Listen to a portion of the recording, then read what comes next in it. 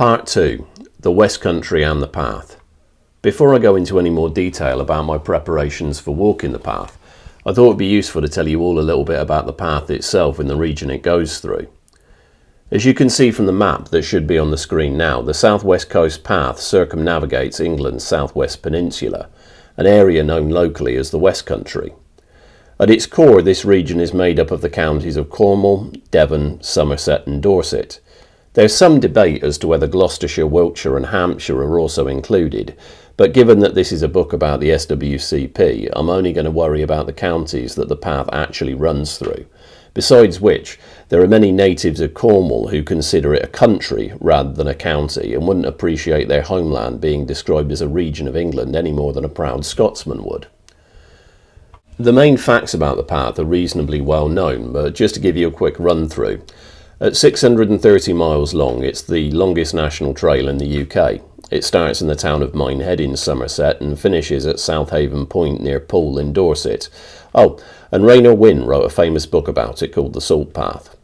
However, southwest England itself is a little less well known, certainly outside of the UK.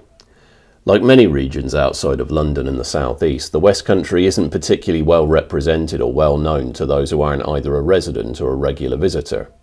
Also, while things have definitely improved in recent years, it wasn't really until the 2000s that TV and film started to regularly represent people from the West Country as anything other than one-dimensional caricatures.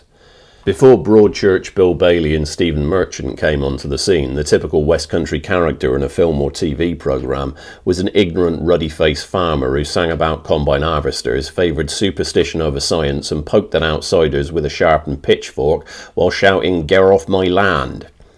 Even in these enlightened times, the West Country accent is often outwardly mocked as a sign of low intelligence, and its voluntary erasure considered a necessary step towards acceptance in many professions.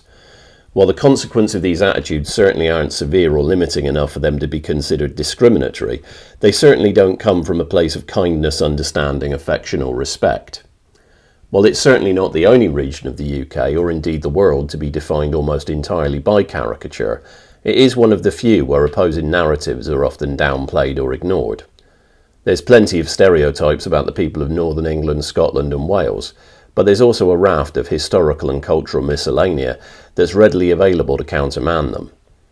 People in these places wear their regional pride on their sleeves and they create content that cuts through preconceptions and misrepresentations. Meanwhile, down in the West Country, a lot of us seem to be vaguely ashamed of our heritage and our accents, as if we've all internalised the negative messaging that abounds about unsophisticated country bumpkins and how anyone who talks with a twang must be an idiot. So, instead of revelling in the things that make us unique and sharing them with the world, we often try to downplay or hide them from view. It's a pity, really, especially given how many people visit the West Country every year. As it's essentially a massive arrow of land jutting out into the Atlantic Ocean, the West Country is lined with beaches that attract hordes of visitors every year. In fact, so many people visit here during the summer that if you ask somebody from the UK to describe the West Country, and they don't automatically start screaming, "Who are my lover" at you, they'll almost certainly start talking about the seaside. People remember visiting our beaches. They remember sitting in the sunshine holding a dripping 99 flake in their hands. They remember building sandcastles on the beach, then fighting with that one sibling that always decides to jump on top of it. The West Country might have been the first place they swam in the sea.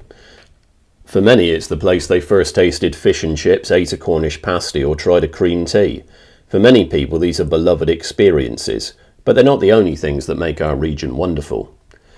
We produce the best cider and cheese in the country and possibly the world. The cakes and pastries we make are second to none, and we're home to artists as diverse as Damien Hirst and Banksy. The West Country is also the setting for more classic novels than I could hope to list here, as well as the seat of the Anglo-Saxon Kingdom of Wessex.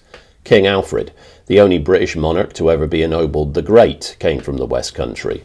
We were the only region of England to successfully resist Viking invasion, and we were the source of more than one rebellion against the Crown. David Prowse, the actor who portrayed Darth Vader, was a West Country native, and the trades union movement was born here, ignited by a group of farm labourers from Tolpuddle in Dorset. We were also one of the largest staging points for the D-Day landings, and a home of more pirates and smugglers than you can count. In short, the West Country is as culturally diverse, vibrant and interesting as any other region of the UK, and as you walk the path, you'll get to know some of the best of it. The path itself dates back to the early 19th century, when a number of footpaths were created to serve as patrol routes for coastguards and excisemen on the lookout for smugglers.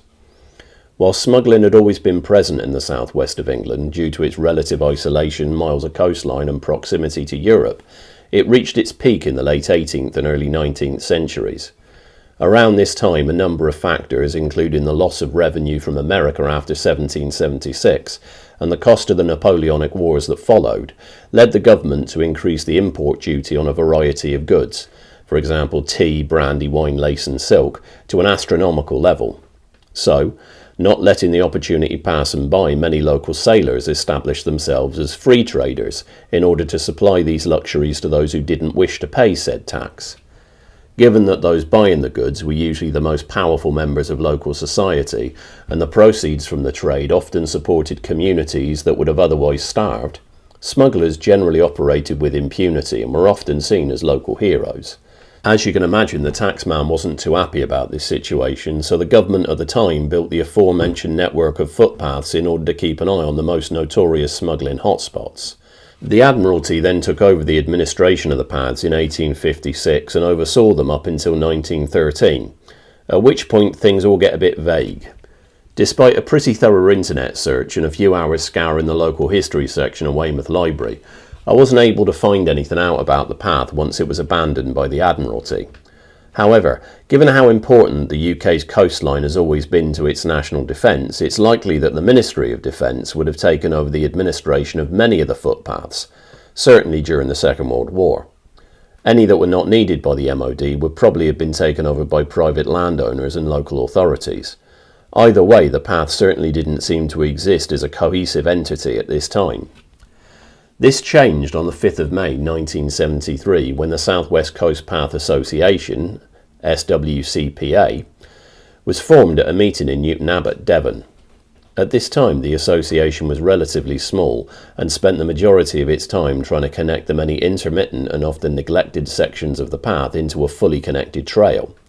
This was done in sections, with the Cornwall section being established in 1973, the South Devon and Dorset section in 1974, the Exmoor Coast section in 1975, and the Somerset and North Devon section in 1978, at which point it became a designated national trail.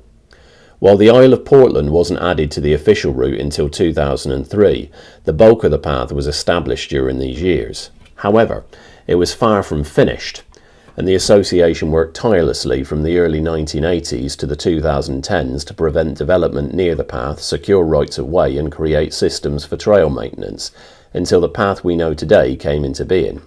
So, although the path will always be in a state of limited flux due to erosion, landslides and other necessary diversions, it would be fair to say that it was finally completed once the markers at the official start point, in Minehead 2001, midpoint Porthallow 2009 and finish line Southaven Point 2002 had been erected.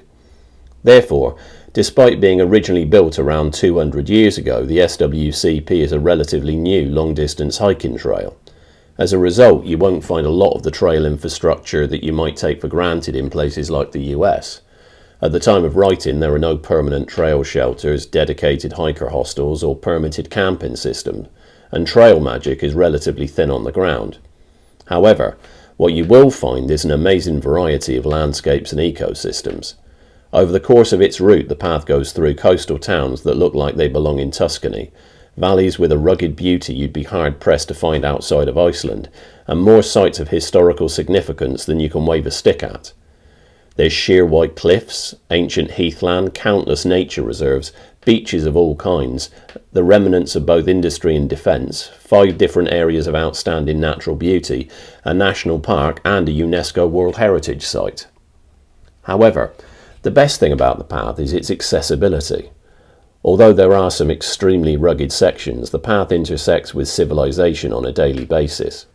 This makes it relatively easy to plan each section of the hike, restock consumables and grab a pint when you need one. Combined with the fact that the path is usually pretty well signposted, you don't need a great deal of technical expertise to find your way along it. Basically, you don't need to be an expert navigator, know how to tell time using the sun, or possess the ability to make fire with 3 sticks and a bit of dried moss. In fact, while I was completing my through hike, I met people in their 70s who were doing sections, young families on day hikes, teenagers completing their Duke of Edinburgh award, countless dog walkers, and people with every body type. It's a place that can be enjoyed by everybody, regardless of fitness level or age. All you need is a bit of common sense, some decent gear, and a bit of free time to do it in. Nevertheless, you should be very aware that although the SWCP is accessible, it is by no means easy, especially if you're attempting either a through hike or a multi-day section hike.